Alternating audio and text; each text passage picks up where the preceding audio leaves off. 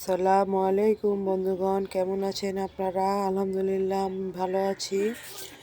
আপনারা কেমন আছেন কমেন্টে জানাইয়েন। এই দেখেন, আমরা আজ একটা চীনা হাঁস জব করেছি। এটা কেটে বেছে আজ রান্না করে খাবো। চীনা হাঁসের গোস্ত খেতে অনেক ভালো লাগে। কার কার ভালো লাগে চলে আসেন, আপনাদের দাওয়াত রইল বন্ধুরা। সেই হাঁস বাছা কাটা যে কত কষ্ট, তাও খেতে ভালো লাগে কিন্তু হাঁস। যাই হোক, শীতকালে হাঁসের গোস্ত খেতে ভালো লাগে, সাথে চিতই পিঠা হলে অনেক ভালো লাগে। যাই হোক, এখন রান্না করে নেব। এটা কেটে বেছে চিতই পিঠা বিকেলে বানিয়ে একসাথে খাবো। যাই হোক বন্ধুরা, ভালো লাগলে লাইক কমেন্ট শেয়ার করে দিয়েন। আসি, আপনাদের দাওয়াত রইল, আসিয়েন আপনারা।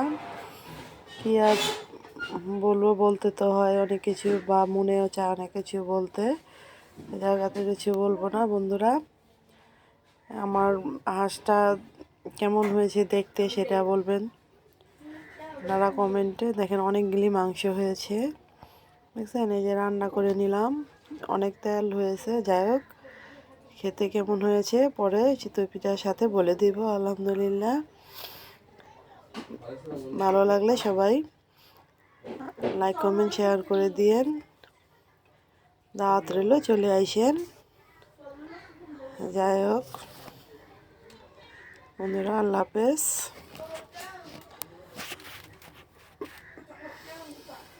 আল্লাহ হাফেজ।